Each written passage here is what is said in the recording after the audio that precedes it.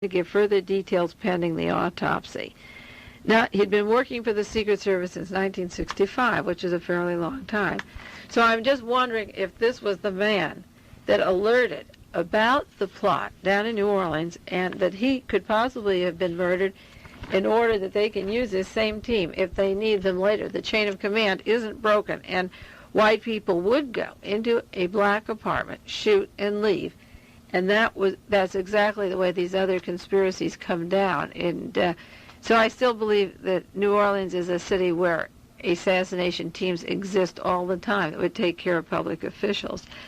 There was another article in the paper this week about the airplane crash from 553, that's the United Airlines crash, that Mrs. Dorothy Hunt was on, the wife of E. Howard Hunt, defendant in the Watergate case. Congressman Jack Brooks from Texas is chairman of the powerful House Government Activities Committee. Now, this is not before the Senate Select Committee. They'll be meeting next week, but the House Governmental Activities Committee, and he is investigating the plane crash seriously. Also on his committee is Congresswoman Cardis Collins from Illinois. Now, Mrs. Collins is taking her husband's seat.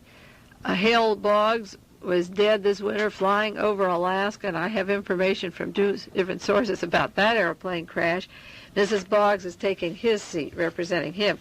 But Congressman Collins was on this particular Government Activities Committee, and his wife has taken the seat, and she is sitting in. The former widow of George Collins, who is on the enemy White House list, who was killed on this plane crash, is also on this committee, filling the vacant seat of her husband's death.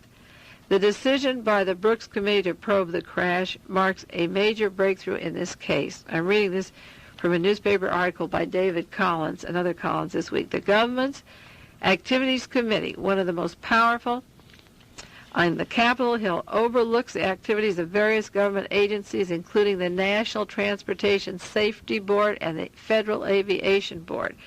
You see, immediately after the crash, Mr.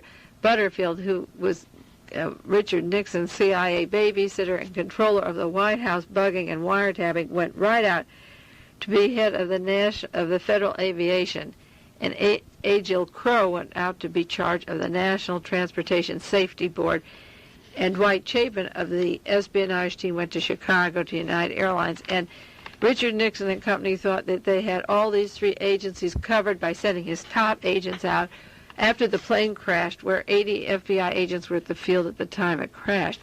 But the Brooks Committee is going into it. They've interviewed Sherman Skolnick from Chicago, who has all the evidence of the plane being tampered and the sabotage. They find, this is from the Boston Globe, they find Skolnick's charges of murder and sabotage to be correct. Now, the Rolling Stone has an article this last week out on Sherman Skolnick. I understand it's not favorable to him. I cannot understand it. The accident happened in December, and Skolnick made these charges immediately, had press conferences because of Alex Bottas, his researcher, being at the plane field at the time the plane crashed. We're going into almost a year later. This is the first week in September. The government is a standstill at this case, so I don't know why the Rolling Stone has to have an article putting down Sherman Skolnick's efforts when he's doing so much to bring it out. I think we should stay objective and examine the evidence, because Congress is holding this evidence. The Boston paper went on to say that the Brooks Committee have interviewed Sherman Skolnick and Alex Bottas over the July 4th holiday when most people were vacationing. They were working, and they have information. And what the article says, on the steps of the Capitol, Skolnick accused President Nixon of complicity in covering up the murder of Mrs. Hunt. So while the nation was taking their vacation, a few other people have been working very hard. The article concludes by saying the quiet atmosphere in Washington is in effect only the calm before the storm, with one of the most powerful committees in Congress looking into murder and sabotage connected to the Watergate affair. The article I finished for the Realist mentioned 7 people that were murdered connected to the Watergate affair that only handled the money part of it, transaction of money. Mrs. Hunt was one of them. It doesn't include all the other passengers on that airline that went down with Mrs. Hunt. I read in the L.A. Times, I'm going to jump now to another subject, It's all so depressing. We can do a 4-hour talkathon, maybe do everything sad this week and hope to be happy next week. I don't know. I read in the paper that the Chicano Party in Los Angeles wants to put a governor on the bill for the next California elections. La Raza is a Chicano group of Mexican Americans that hope by 1974 that they can get a governor. Now, it's very interesting. Wherever 4 Chicanos got together politically, they were infiltrated by a ratio of 2 to 4, just like the Vietnam veterans against the war. They were completely infiltrated with agents. And all of a sudden, they have gotten themselves 67,000 eligible voters to get themselves registered. Well, this reminds me that they're going to be betrayed. What they're going to do is to get help from the Republican Party and from the government through funding like the White House funded the American Nazi Party, the Peace and Freedom Party, the American Independent Party. These people were funded to draw votes away. Well, the American Independent was told to register with the Republicans this time around and not split it, and the Wallace Party was forced or begged them to split partly with the Democrats. The funding of Segretti and Kalmbach went into manipulating these parties so that the Republican candidates would get the most votes. And in this case, if the Chicano Party registers like the Peace and Freedom and gets support to build up a governor on this ticket, it guarantees that Ethel Younger would become the governor, or it pretty well would guarantee it, because you're taking all these votes away from the Democrat. And they may say, well, what has the Democratic Party done for us? But a lot of people were disenchanted with Governor Brown. They didn't want him, and they figure, what difference is there, Ronald Reagan? Well, just read the statistics of what's happening in the criminal department, the prisons, the welfare, the nursery schools, everything, the education, the funds for schools, for programs of learning, occupations, trades, anything this state needs, you name it, it isn't going to the people of this state. It's going to the handful of people offshore. Oil will come in, the drilling, and the conglomerates, the forces that control the oil, the sea around us, the land, the parks, are going to make it tighter. The lumber is being cut down. I read a few weeks ago, Office of Management budgets cutting down forests and not replacing them for the lumber people. It makes a difference who's the governor in this state.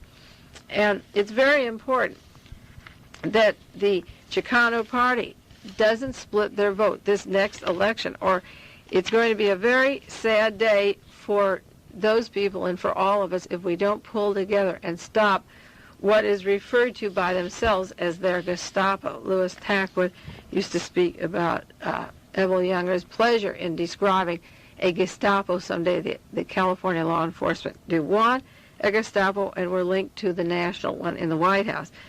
I called a friend of mine who knows people in La Raza and tried to tell her the urgency that people all pull together for this next election at least, and think about, we're in 73, think about 74. So a friend brought over a newspaper for me put out by La Raza so I could write an article for them and state the reasons why they shouldn't splinter off at this time. And while I read the newspaper of La Raza, I came to an editorial section. On the back, I was going through it to get the address of where to write to these people and send them an article. And there's an editorial in there that says, secret plan to make the U.S. all white.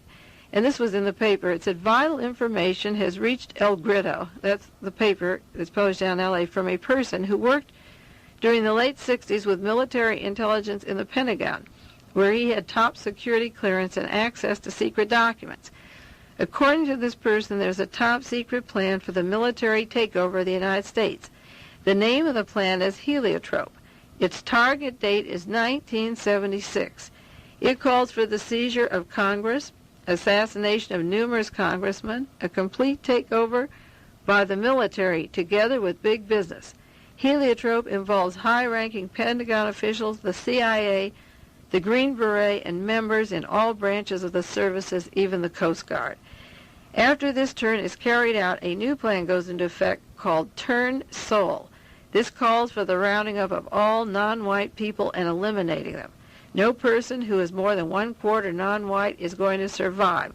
This means the extinction of all Mexican, Indian, Black, Latino, Oriental, and mixed people. This information came from a person not mentally unstable, who was not drunk at the time he related it, to the military madmen behind these plans, to Nixon, who has already tried to make himself a dictator. We say such plans will never be allowed to go into effect. To Raza and all our sisters and brothers, we must awaken now and understand what could happen to us. We must take off the blinders that make some of us still think the U.S. is a democracy. We should remember that all the Jews in Germany said it couldn't happen here, and then 8 million were killed. It did them no good to stay home, minding their own business. We don't want our people to learn too late. They should have supported or joined those fighting the system. And it's signed El Grito staff. So in the same paper, on one side of the sheet, they're talking about a plan to exterminate all the whites, and on the other side, they're saying, let's run our own governor. And you see the ironic twist of them assuring themselves that they will get, in fact, what Turnbull guarantees. Well, I've been doing a lot of work comparing this heliotrope. This is the first time I've seen this Pentagon suggestion of the Pentagon heliotrope, but I have read on the program the National Security Council plan for the King Alfred plan. Now, I don't know, it's been a long time, maybe a year or two, since I read that on this program, but I'll read it to you now because of the trial coming up at San Quentin, of the San Quentin Six, and the Monterey Herald and the New York Times have Tom Wicker's story of the Attica trial in New Jersey riot, trying two people for a riot that killed 23 blacks in New Jersey, and the extermination of the blacks is moving back. It's moving ahead at such a speed that I thought I would just mention again this King Alfred plan, which is written up. It was printed in a book, The Man Who Cried I Am, by John Williams. But I have a copy of it that didn't come from the book. This one is photographed, and it isn't from the book copy. This is supposed to be from the National Security Council. It's called King Alfred. It says, in the event of widespread and continuing and coordinated racial disturbances in the United States, King Alfred, at the discretion of the President, is to be put action immediately. Participating federal agency is the National Security Council and the Department of Justice. It involves the CIA, the FBI, the Department of Defense, and the Department of Interior. Participating state agencies under federal jurisdiction with state police and National Guard. Now remember how the National Guard come in at New Jersey, at Attica, at Kent State, and they're doing these massacres. And remember the interagency plan in 1970 that was put into effect that Richard Nixon signed. The King Alfred plan is a systematic way of getting rid of all the blacks in the United States, and it goes down the line. I don't have time now. I'll go back to it, but I want to read another letter I wrote this weekend. But the plan is broken down. It's that even before 1954, when the Supreme Court of the United States of America declared unconstitutional separate educational and recreation facilities, racial unrest and discord had become a part of the American way of life. And that way of life is repugnant to most Americans. So since 1954, there's a solution to end minority racial war, and that emergency, when it comes, will take the total involvement of 22 million members of that minority. And I have a copy of a map where it's broken down into districts: the Capital Region, the Northwest, the Southwest, the Great Lakes, the South Central, the West Coast, the Southwest Region, 10 geographical areas. Their dossiers compiled on the leaders of the organizations. They are studied in Washington, and they have government posts, and they promise to get rid of them. Now, they have listed under 24-hour surveillance the Black Muslims, the Nonviolent Committee, SNCC, the Congress of Racial Equality, the Group for Advanced Leadership, Freedom Now Party, and there's 12 organizations where the leaders would be detained. Well, when you add up Medgar Evers and Malcolm X and Whitney Young and Powell and Congressman Powell and the group of black leaders, Eldridge Cleaver kicked out of the country and George Jackson murdered, this is a very detailed plan on what to do right down to 0 hour, from the 8th hour down to the 0 hour, signed by the Secretary of Defense. These two documents, in light of, if I'd said them a year ago, and I did read the King Alfred plan a year ago, you would say that's crazy. She's a crazy woman. But when you see the plans that went into operation at the White House that were exposed just by the John Dean papers, can you imagine how much more there is to reveal. I'll go back maybe